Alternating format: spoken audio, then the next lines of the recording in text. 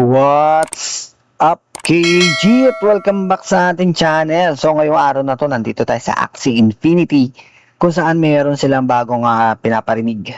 May bago silang, hindi naman to bago, no? So dati pa to, no? So titignan natin kung paano yung nangyari. So hindi ko alam kung kailan nila ito implement or meron ba silang planong gawin ito ulit. Pero isa to sa mga interesting na dahilan kung bakit paano nagkaroon ng mga origin Axie. No? So para ito sa mga interesado pagdating sa mga Axie Infinity, naghanap ng update kung ano ba ang nangyari dito sa kanilang post na ito na Mystic Parts Probability with AOC ay dito pag-uusapan natin kung paano kayo mag-earn o paano kayo makakachamba ng isang Mystic or Origin Axie. No? So tingnan natin yung nakalipas na mga balita nila, yung way back 2018 pa ito. So tingnan natin kung ibinabalik ba nito, mangyayari ba ito, pwede bang gawin ito sa terrarium, sa mga origin, kasi yung classic is siyempre bibitawan na nila yon. At pwede bang mangyari ito sa TS Legacy. So tingnan natin. So basahin muna natin yung post nila, no. So every AOC role creates a new origin Axie with 6 body parts. Each part rolls on its own with 7% chance to become Mystic. So one part turning Mystic does not change the odds for the others. Every part gets its own separate 7% roll. So a single origin can be born with 0 Mystic parts, 1 or several. 2 on the same axis is rare, 3 or more is the stop of legend. 5 AOC summons 1 origin Axie. The exact redemption date and flow are coming soon. Which part would you want to see turn Mystic? Learn the full AOC story. So punta natin yung kanilang blogspot. So, ano yung ibig sabihin ng AOC? AOC stands for the Atias Original Crystal. The item traces back to Axie Origin coins and referred tokens from Axie 2018 Origin presale. So, 5 AOC is equals to 1 Origin Axie. So, kailangan mo mag-roll ng 5 AOC, can summon 1 new Origin Axie. Tapos, ang minting chance mo ay 7% for each part para maging Mystic Axie. No? So, isa tong lumang bahagi ng Axie Infinity history na halos 8 taon nang naghihintay para makompleto. At ngayon magbabalik na ito. Mukhang babalik na, no? Ang pag-uusapan natin ay AOC o Atias Original Crystal. Pero bakit big deal ito? Big deal ito sa ang mga 5 crystal na ito. At bakit may possibility na makakuha ng mga Mystic part ng mga bagong Axie? At higit sa lahat, may mga epekto ba ito sa mga value ng origin axis sa Axie ecosystem? So pag-usapan natin yan. So ang AOC ay dating kilala bilang Axie Origin Coin. Nagsimula yung story noon noong 2018, noong mga early days pa lang ng Axie Infinity at nagsimula pa lang ng Origin Presale. May mga referral program noon kung saan ang early donation ay maaari makakuha ng mga referral tokens. Kalaunan yung mga token na yun ay nakilala bilang Axie Origin coins. At ang basic mechanic, 5 AOC could be used to summon 1 origin Axie. Ibig sabihin, hindi simpleng collectible lang ang AOC. May utility ito bilang isang paraan para makakalikha ng isang bagong origin Axie. So, bakit special ang origin Axie? So, para maintindihan natin kung bakit interesting ang announcement na ito, kailangan muna natin maintindihan ang origin Axie. Ang origin Axie ay kabilang sa mga pinakaunang Axie sa ecosystem. Ang kanilang supply originally is capped for 4,000 pataas lang, 4,000 lang.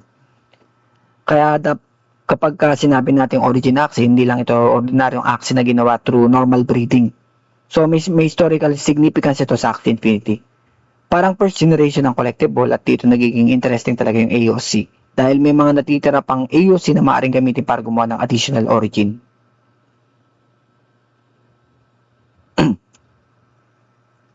So, ano nangyari sa AOC?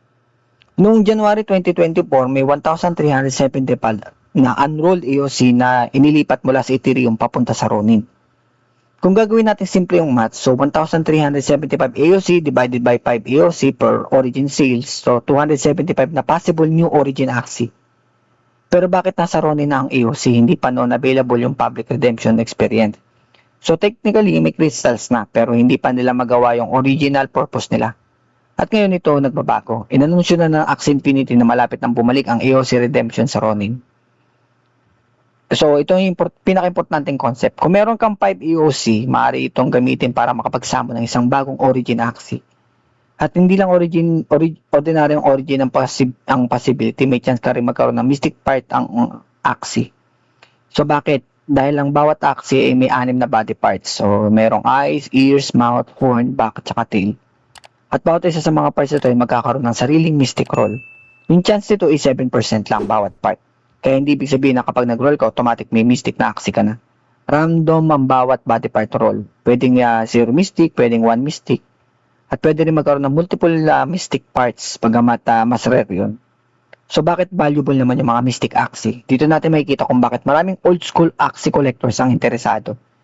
Ang mystic parts kasi hindi lang basta-basta makakuha ng normal breeding, so nakalink ito sa mga limited origin creation process.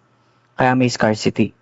At sa blockchain gaming, scarcity plus demand ay maaaring magkaroon ng malaking epekto sa perceived value ng isang collectible. Pero tandaan na yung scarcity hindi automatically magpa-profit ka. Ito ay isang importanteng lesson na para sa mga bagong players. Kahit rare ang isang NFT, hindi ibig sabihin na tataas agad yung presyo. So, kailangan pa rin may demand. Kailangan ng collectors, kailangan may active ecosystem, kailangan may gustong bumili.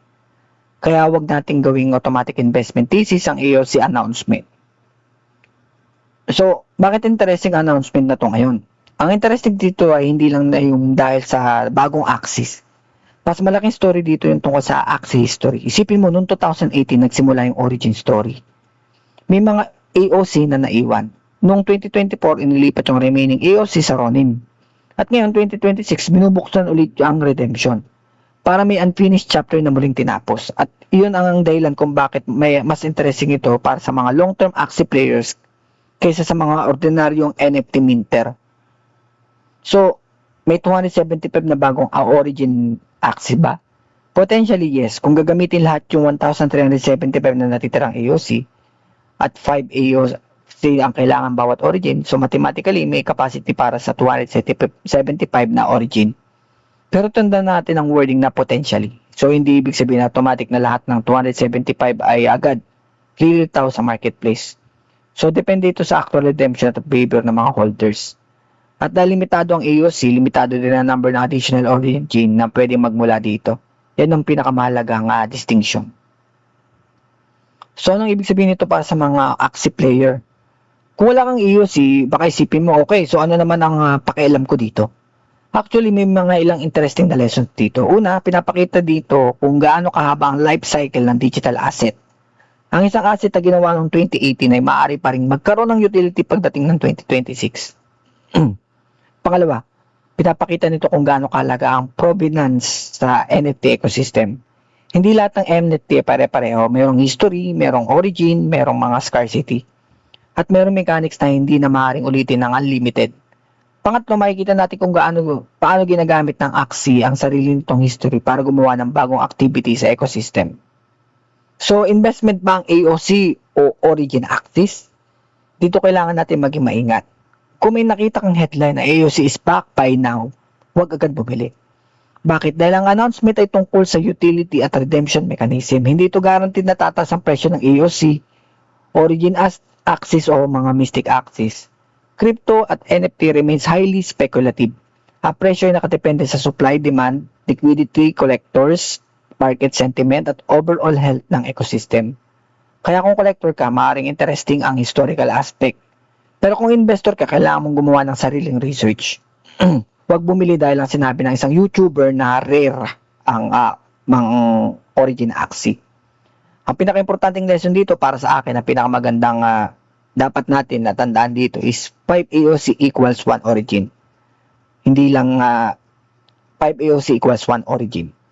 So, pinapakita ng AOC kung paano maaaring magkaroon ng long-term value history at utility ang isang digital asset. Noong 2018, maaaring tingnan ito bilang simpleng referral-related token. Ngayon, meron na itong connection sa origin axis at mystic mechanism. At makalipas sa maraming taong ginagamit na ulit ang mechanic, ito ang isang magandang example kung bakit mahalaga maintindihan mo na ang purpose at history ng isang crypto asset bago tignan ang presyo. So, balik tayo sa AOC redemption. So, 5 ATIA, original crystals, and 1 new origin axis. At bawat isa sa 6 na body parts ay may sariling 7% mystic chance para sa mga long-term, mga long time na dito sa axis. Hindi lang ito bagong mint. Isa itong continuation ng story na nagsimula noong 2018. Pero para sa investor at collectors, tandaan, rare does not automatically mean profitable. Research muna bago bumili. At kung gusto mong mas maintindihan pa kung ano pang ibig sabihin nito para sa origin axis, mystic axis, axis, at overall axis economy, siguradong interesting ang mga susunod natin pang pag-uusapan sa susunod natin mga update about Axie Infinity. So ikaw, kung meron kang 5 EOC, gagamitin mo ba ito para magbintang origin? At kung wala ka namang EOC, sa tingin mo ba magiging bullish o bearish pa ito ang epekto nito para sa Axie ecosystem? So comment po dyan sa baba. At huwag kalimutan mag-subscribe para sa mga mas marami pang simple at educational na crypto lesson at Axie Infinity commentary. So maraming salamat sa inyo lahat sa ating mga ma'am, sir, at syempre magkita-kita lang tayo sa arena. Game on!